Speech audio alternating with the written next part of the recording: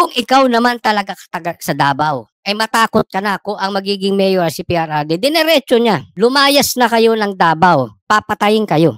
Papatayin kayo, lumayas na kayo. Hindi kayo ubra dito. Human rights, wala ako. Wala akong pakialam dyan. Mamamatay kayo. Kayo mga bangag, galit talaga sa bangag to, si PRRD.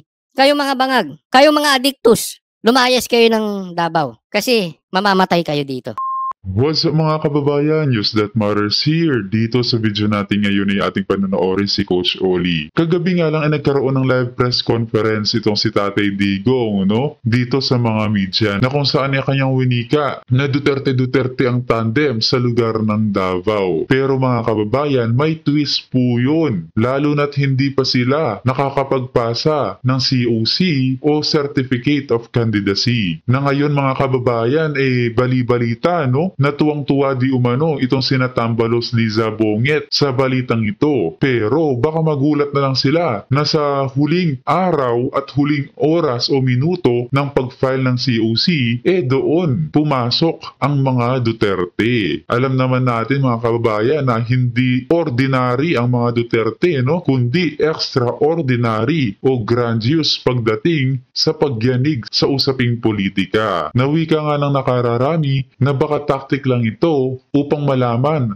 ang reaksyon ng kalabang kampo. Pero bago ang lahat mga kababayan, huwag niyo po sana nakalimutan mag-like at subscribe para updated ka sa mga uploads ko araw-araw. At kung maaari mga kababayan, no skip ads po tayo sapagkat malaking tulong po ito. Kung nababahala si Tatay Digong, no, na baka na dahil sa edad niya hindi niya na makaya o magampanan ng kanyang trabaho, pues Tatay Digong, handa po kaming mga vloggers na tulungan po kayo na hindi nyo na kailangan pang pumunta at mag-ikot-ikot pa sa buong bansa upang manghingi ng boto. Bagkus kami na ang gagawa nun. Namin kayong ipangangampanya, susuportahan hanggang manalong muli at mamayagpag ang inyong pangalan. Dahil alam ng taong bayan na ikaw lamang ang tunay na makakapagpaalis sa mga buwaya, nakawan at mga bangag na pulpolitiko. Kung kaya naman hindi ko na patatagalin pa, ito na ang buong video. Kaya pa yan. Kahit ikaw ay 73 na at kung ikaw ay magiging senador, hanggang 79 years old, kaya pa yan. Kasi 6 years po ang Senado, ang mayor po 3 years lang. No? So, eto po ay posibleng kinatutuwa ng mga timbaluslos and timbangag. No? Posible. At posible din sa isang banda. Ito'y kinakatakutan. Bakit? Kasi may nagbulong-bulong. Ito hindi ko bulong-bulong lang po yan. Yan ay usap-usapan lang sa mga GC ng mga, alam mo na, ng mga medyo malalapit sa mga Duterte. Ito posible lang naman. Posible, okay? Hindi ko sinasabi. Posibleng mas natatakot dito ang timbaluslos at timbangag. Bakit? Kasi yung salita ni Mayor dito, ay ni PRRD na siya ay magme-mayor at si Mayor Baste ay mag-vice mayor, di umano laban bawi. Parang, di ba? Kung susuriin mo, hindi diretso. At etong at saka dahil sa pag-anunsyo ni Tatay Digong dyan, parang natakot itong pamilyang Nograles na tumakbo sa Davao City, no? Ano sa tingin nyo niluluto ng mga Duterte, mga kababayan? Preskon, kani-kanila lang katatapos na preskon ni PRRD, hindi niya sinagot ng diretso. Ang sagot niya ganun-ganun. At alam naman natin si PRRD, nung una sabi hindi tatakbo pero tumakbo. Si Sara sabi, tatakbo tapos hindi tatakbo tapos nag-vice president na lang. So, magaling po. Kung ang laro po ay chess, master sa chess to. Correct. Master to sa political moves, itong si PRRD. Kaya yung sasabihin niya na magme-mayor siya tapos vice mayor si Baste, posible rin. Posible naman. Pero ako hindi nawawala ng pag-asa. Lalo na ay may bulungan. Na posibleng may Duterteng tatakbo sa Senado. At hindi ko alam kung yan ay si Pulong, posibleng si Mayor Baste, o posibleng si PRRD. Tatandaan po natin anong araw na. Linggo na.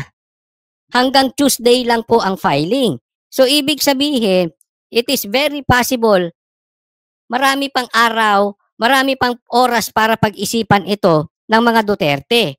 At ito'y posibleng ibitin nila up to the very last hour of the very last day nung filing ng COC. Ano sa tingin niyo mga kababayan? Agree ba kayo dun sa winika ni Coach Oli? Napaka nga naman, no? Sa pinaka-last day at pinaka-last minute ng pag-file ng COC, dun sila magpapakita. Alam naman natin na kapag sinabing Tatak Duterte, grandiose yan. Hindi lang basta-bastang pagpa-file yan, kundi yayanigin ang bansang Pilipinas. Posible po yan po ng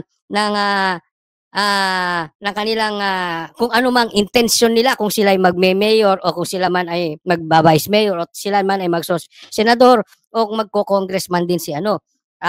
Yan po ang posibilidad. At hindi po ako nawawalan ng pag-asa.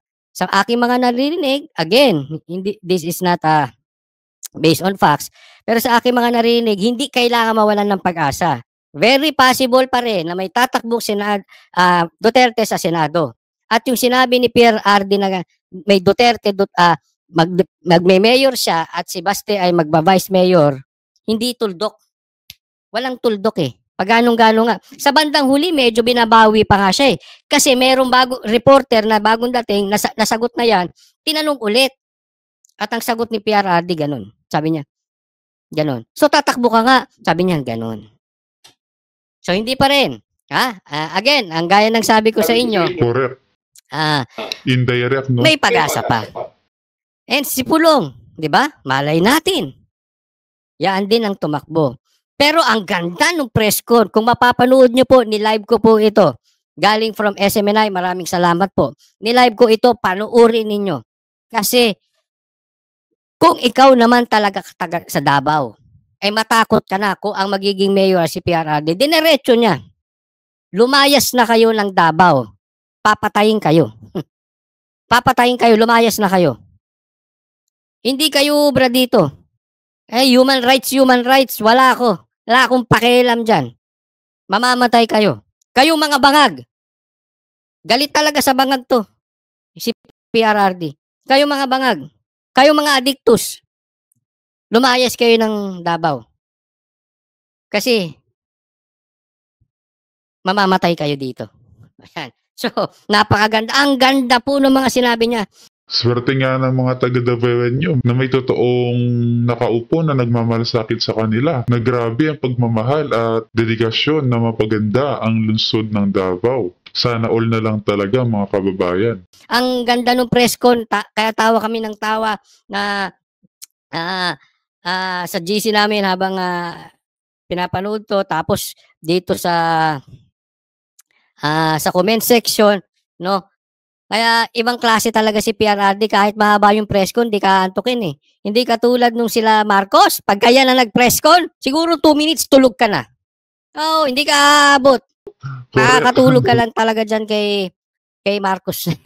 No? Kaya mag-ingat-ingat.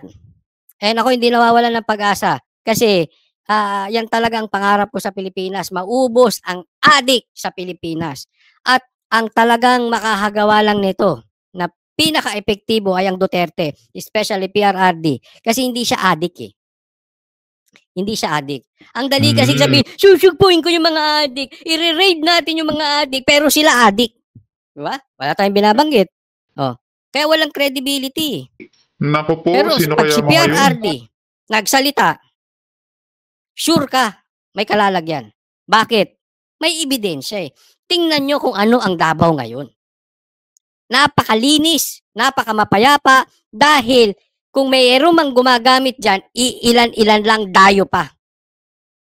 Alam nila kung adik ka dyan, madadali ka dyan sa Davao. Kaya lalayas. So kung mayroong mang mga tumitira dyan sa Davao, galing labas yan. At very minimal compared doon sa mga cities dito sa buong Pilipinas. Sa madaling salita, may ebidensya, hindi tsamba, at hindi lang nila nagawang ilang taon. Dekada na po na ginawa ng Duterte na malinis ang Davao. Ganun po katindi. Kaya yung ganong klase, that brand of leadership ng Duterte, kailangan sa national.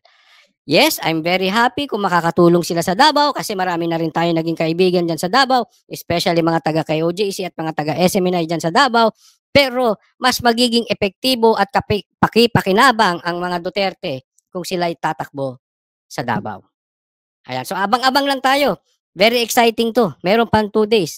Eh, paano na ang Senado kung magdu-Duterte-Duterte sa Davao? Galing mismo sa bibig ni PRRD, kayong kumilatis, Duterte, Duterte sa Davao. Ibig sabihin, Mayor at Vice Mayor si PRRD at si Mayor Baste ay magiging Vice Mayor. Totoo niyan, may public clamor. Sa katunayan, alam naman po natin at tayong lahat gusto nating tumakbo si PRRD bilang senador. Gusto natin siya manumbalik. Ganon din si Mayor Baste. So may public clamor. Gusto yan ng marami. Ha? At kinaayawan din nandoon sa kabilang parlor, yung mga tambaluslos. So, ito kasi ang tanong tatakbo siya bilang senador. So, ang sabi ni PRRD, sa edad kong ito, gusto nyo pa akong mangampanya sa buong Pilipinas. Gusto nyo akong mamatay? Yan, parang ganyan na sinabi ni PRRD. Alam mo, sa katunayan, PRRD, number 1 or number 2 ka lagi sa rating. Hindi ka bumababa doon.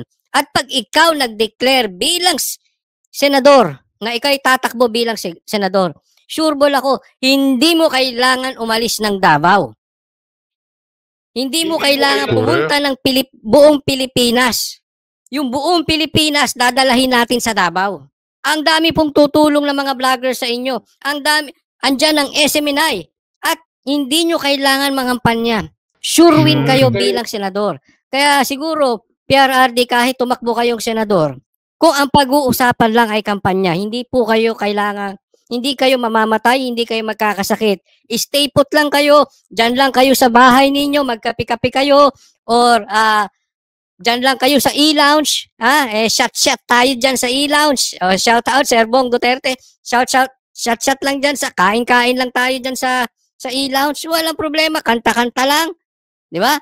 Hindi mo kailangan mangampanya. Swak ka na sa Senado kung ikaw ay magde-declare. No? Si Tatay Digong pa. Ang lakas ng hatak niyan, mga kababayan. Wika nga ng nakararami, miss na nga siya Miss na ang kanyang presensya, ang kanyang leadership, na kung maaari siya na lang ang maging presidente sa matagal na panahon. Pero syempre, hayaan natin siya magdesisyon kung ano man ang gusto niya. Hindi ako naniniwala. Pasensya na ha, ngayon lang ako hindi sumang-ayon sa inyo, PRRD. Hindi kayo magko-collapse. Relax lang kayo. Hindi nyo na nga kailangan magbiyahe-biyahe sa eroplano sa dami.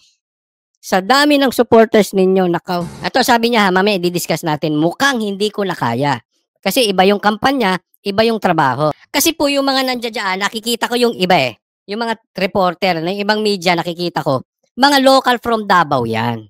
So, yung mga maka-Duterte, natural ang sasabihin nila, gusto namin si PRRD mayor ng Davao. Kasi syempre may alam naman natin magaling ang Duterte. Especially si PRRD, alam nating magaling siya.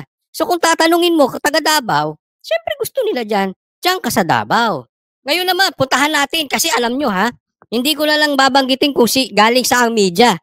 Pero talaga may mga matitindi dyan, mga sip-sip.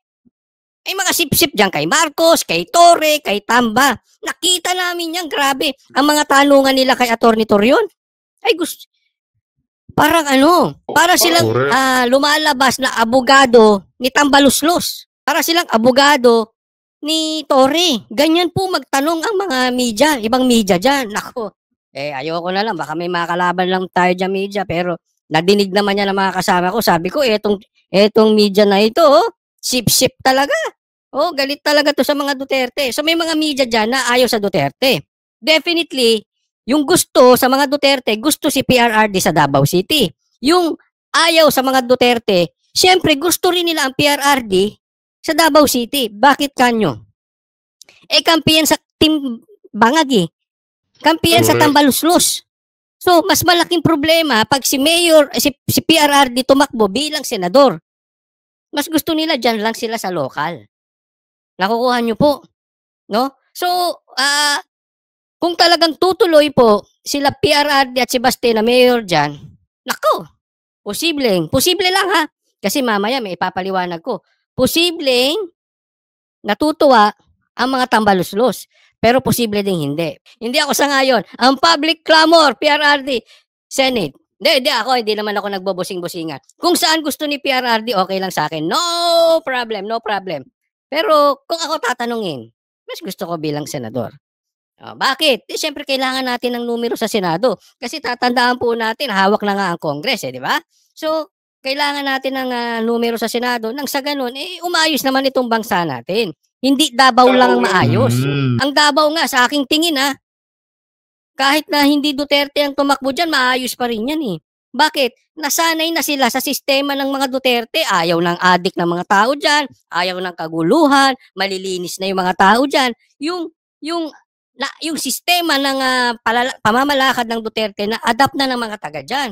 So sa aking tingin, bagamat syempre ako'y outsider, hindi ako taga Davao talaga, no? Posibleng meron akong personal interest kasi hindi ako taga Davao. Pero sa tingin ko, mas kailangan ang mga Duterte sa national, hindi lang sa lokal.